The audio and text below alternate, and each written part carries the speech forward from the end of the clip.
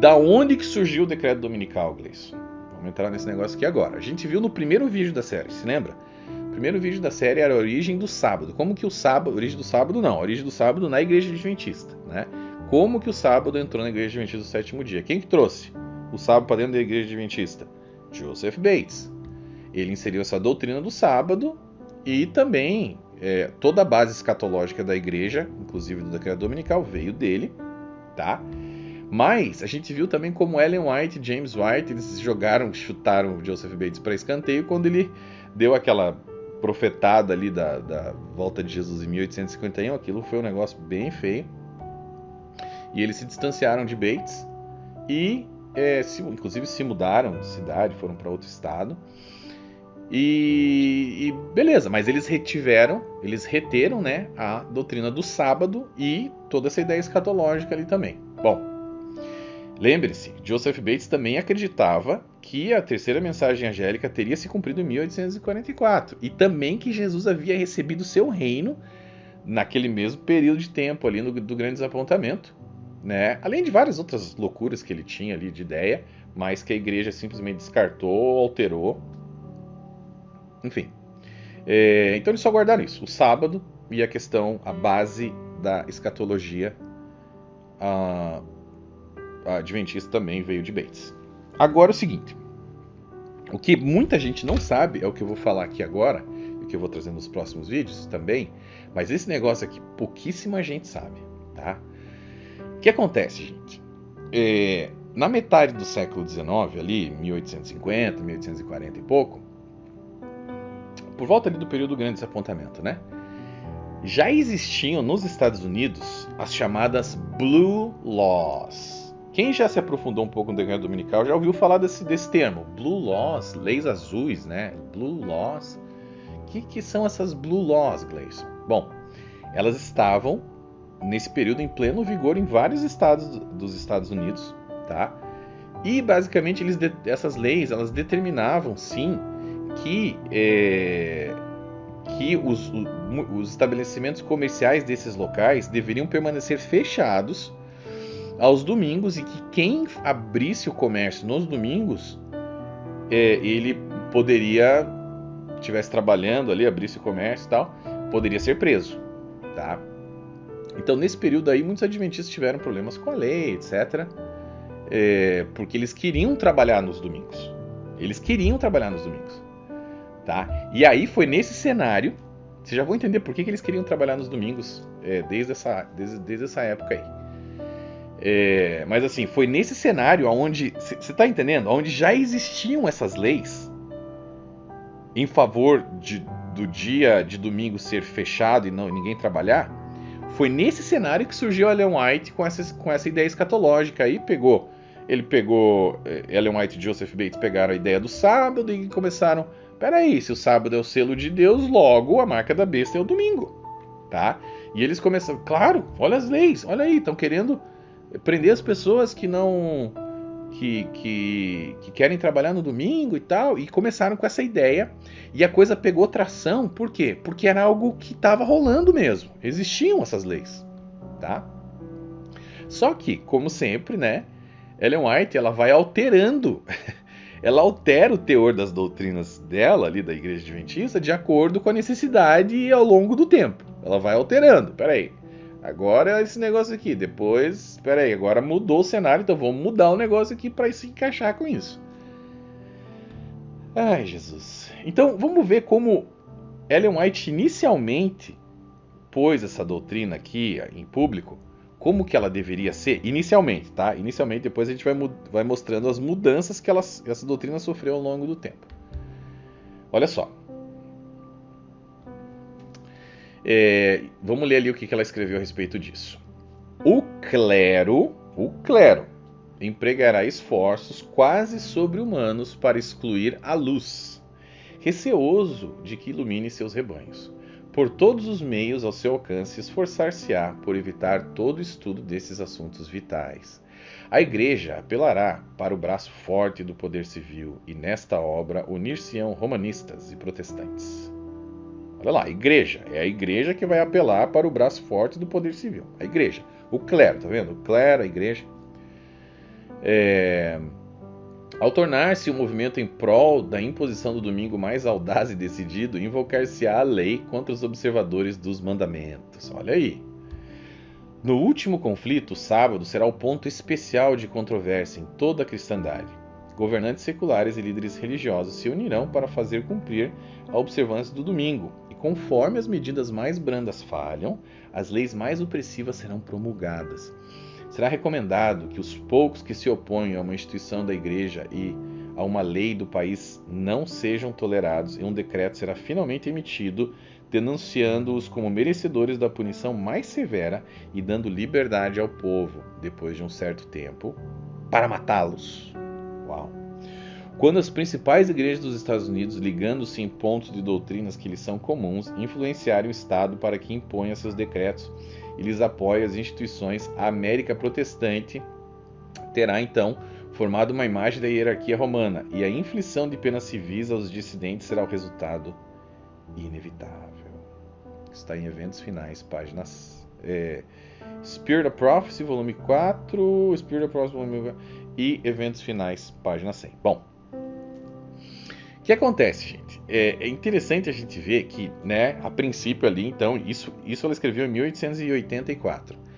Ellen White, ela dizia que o clero, a igreja, né, clero é a igreja, seria o principal responsável por manipular os governantes, né, para que eles aprovassem as leis ali que condenariam aqueles que observassem, guardassem o sábado. E, gradualmente, essas leis seriam mais e mais severas. Além disso, ela se limitava, né, que essa lei ela abrangeria somente os Estados Unidos. Primeiro era só os Estados Unidos. Tá? Bom, vamos agora para o ano de 1886. Olha o que aconteceu em 1886. Isso foi em 1884. Esse era o cenário para ela. Tá? E o povo acreditava porque ela já tinha criado uma fama de, né, uma ideia de profetisa. Ela se dizia profetisa, ninguém tirava da cabeça dela. Ela era profetisa. Tá? Mesmo tendo errado para tudo até o momento. Mas ela insistia. Então o cara, quando é persistente, tem uma ajudinha do outro lado, coisa vai. Bom, e em 1886, o que aconteceu daí? Tá? Qual que era o cenário em 1800, 2 anos depois? Bom, 2 anos depois, essas Blue Laws, né? Leis azuis, hein? Além de estarem em alguns estados americanos ali em vigor, foi dada entrada a um projeto de lei no Congresso Nacional Americano, tá? Para que essas leis, essas Blue Laws, se tornassem leis federais. Então, assim, ao invés de estar em apenas alguns estados, ia se espalhar para os Estados Unidos inteiro. 1886. Tá? E estava lá no Congresso. E tinha chance de ser aprovado. Ou seja, estava todo mundo falando, lá, vai rolar, tal. A Blue Law agora vai ser federal, não sei o que, o pessoal vai votar e tal, e, né, aquele papo e todo mundo esperando o que ia acontecer, tá? E esse projeto de lei iria tornar o domingo um feriado nacional, ia ser um feriado nacional. Bom, já nesse cenário, olha como que Ellen White escreveu agora, tava acontecendo aí, Ellen White já mudou aqui a história, olha lá. Olha isso, gente, olha isso. O fim de todas as coisas está próximo. Ai, meu Deus do céu. O tempo de angústia está para vir sobre o povo de Deus. Então é que o decreto sairá, proibindo aqueles que guardam o sábado do Senhor de comprar ou vender e ameaçá-los como punição e até morte, se eles não observarem o primeiro dia da semana como sábado. Quando estava para quase sair essa aprovação, ela escreveu esse negócio aí. Tá? Tipo assim, ok, tá parecendo que vai acontecer, então vamos profetizar aqui. Tá. Aí, o que acontece? O que ninguém esperava na Igreja Adventista acabou acontecendo. O projeto de lei não foi aprovado no Congresso. Não passou. Tá? E assim, observando agora, a gente vê o seguinte, mesmo que ele tivesse passado, provavelmente a Suprema Corte iria derrubar essa lei aí. Né, porque ela, na verdade, ela afeta o princípio de Estado laico.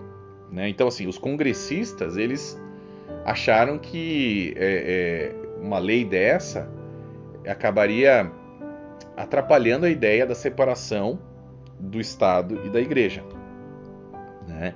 Então, assim, depois que esse projeto de lei foi recusado, esse movimento que existia em favor do dia de domingo como feriado, etc. e tal, acabou perdendo força. Foi perdendo força. Nunca mais recuperou as energias. Nunca mais, tá? O negócio morreu ali. Bom, o século virou, né? E cada vez essa lei cada vez menos parecia ser provável de acontecer. E agora os adventistas tinham um problema sério. Mais um problema. Sempre acontecia isso, sério. É impressionante. Quando você vai estudar a história da igreja adventista, esse negócio sempre acontecia. Eles tinham esse problema aqui de a profetisa deles ter profetizado a respeito de algo que agora não tem a menor chance de acontecer praticamente, tá? Então, como explicar, né, que agora, como que ela poderia fazer para explicar que mesmo naquele cenário completamente improvável de ser aprovada uma lei dessa agora, já que o movimento tinha perdido a força, o Congresso já falou que não, como que ela pode reverter esse negócio aí e manter o pessoal do lado dela? Bom, a ideia lá antiga, né, do cenário apocalíptico que Ellen White havia montado de aprovação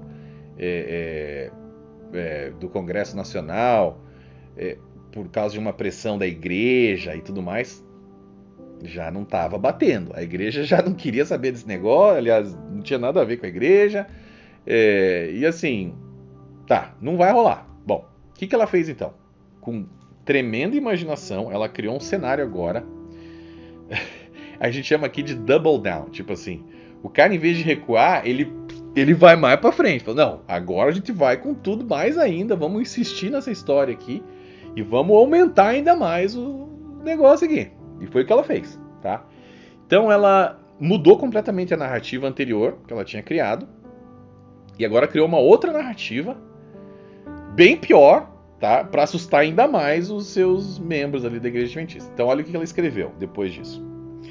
Eles apontarão as calamidades na terra e no mar, as tempestades de vento, as inundações, os terremotos, a destruição pelo fogo, como julgamentos que indicam o desagrado de Deus, porque o domingo não é sagrado.